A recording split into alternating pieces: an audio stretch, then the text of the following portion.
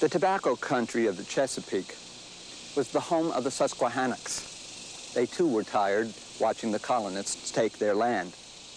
During that same violent summer of 1675, the Susquehannacks attacked and killed 36 Virginians. Virginia's royal governor, Sir William Berkeley, demanded a policy of restraint and refused to sanction reprisals. But a newcomer to Virginia urged a different kind of action. His name was Nathaniel Bacon. And during the summer and fall of 1675, he was probably the most discussed personality in Virginia, especially in the taverns where colonists from all walks of life were either for Bacon or foursquare against him. He seemed to inspire no other position. He was the first man I know who says there ain't no difference between a hostile Indian and a friendly. They're all the same, he says. All of them would kill you if they had half a chance. He lost his overseer upriver at his place, killed by savages. Bacon says we ought to defend ourselves against all Indians. How can you tell which one's friendly and which ain't? I sure don't want to get close enough to ask. So you got to figure they're all enemies. But listen to what the man is saying, and think about what it means. He's talking about mass killing of human beings. We are supposed to be civilized people, and we're intending the same kind of mischief as the Indians. These are not mad dogs. Bacon says they are mad dogs. These are people, flesh and blood. People we've known and often admired. And some of these people have been valuable allies, and they can be valuable again. Now, Bacon wants to kill them all. He's also said we should make slaves of those Indians that survived the slaughter. And the terrible thing is, how many of you are following him? What's right is one thing, but politics is another. The governor says you better not attack the Indians. Bacon says he sure as hell is gonna attack, and a whole lot of people back him up. So, who's right? Who do we follow?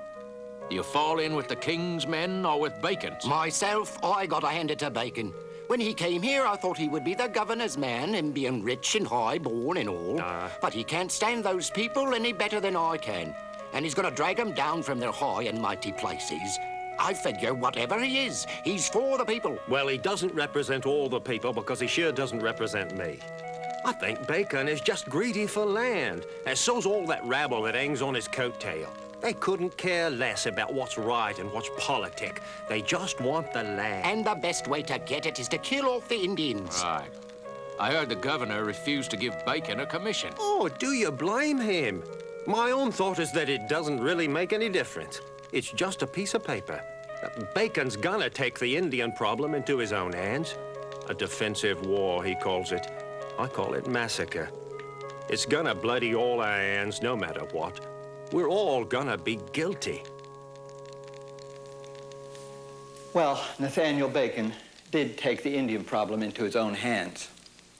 The result was a conflict called Bacon's Rebellion. Before it was over, Virginia's capital of Jamestown was burned to the ground. The Indians were crushed.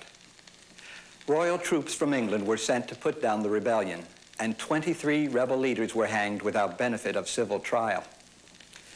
Bacon himself escaped hanging. He died of swamp fever first. The impact of what Bacon practiced during this period represents a kind of genocide mentality that sometimes still haunts us. It was a curious and troubling event in our history. Bacon's rebellion set into motion so many forces, a few very dark ones, that would accompany us on our journey through time.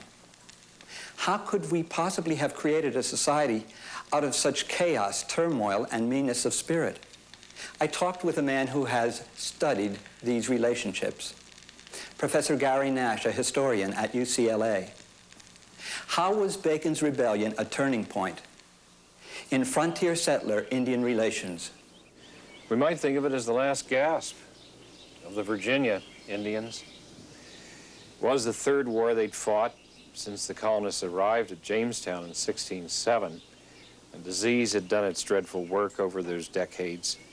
So they really were a depopulated and demoralized people, and their options had been narrowed down to really moving west to try and seek refuge with the Shawnee or other more western tribes, or to move north into pacifist Pennsylvania, which was a refuge and gathering place of a lot of remnants of tribes that had been through the terrible experience of disease and war. But it opened up the frontier for the Virginians. There was now land there for the taking. And that really leads to the other aspect of Bacon's rebellion that we need to keep our eye on, that it was not only a frontier Indian war, but it was also a civil war, a war between different white Virginians. Governor Berkeley was lamenting in his letters to England that here he stood in Jamestown trying to rule over this population of people, 6/7 of whom he said were poor, discontented, landless, and armed. It was those such people, largely former indentured servants, that had followed Nathaniel Bacon against the governor. So we had a civil war going on top of an Indian war on the frontier. And when Bacon's rebellion was over, those rifts in white society were mended by this double shift of Indians being pushed out of the picture, then in the succeeding decades, the Africans being brought into the picture. Now you have an African labor system, and whites are elevated above that system. Lower class whites can unify with upper class Virginians, form what one historian has called a racial consensus, built on the backs of African slave labor. The consequences of that labor system that are introduced, the African labor system, are going to reverberate down the decades of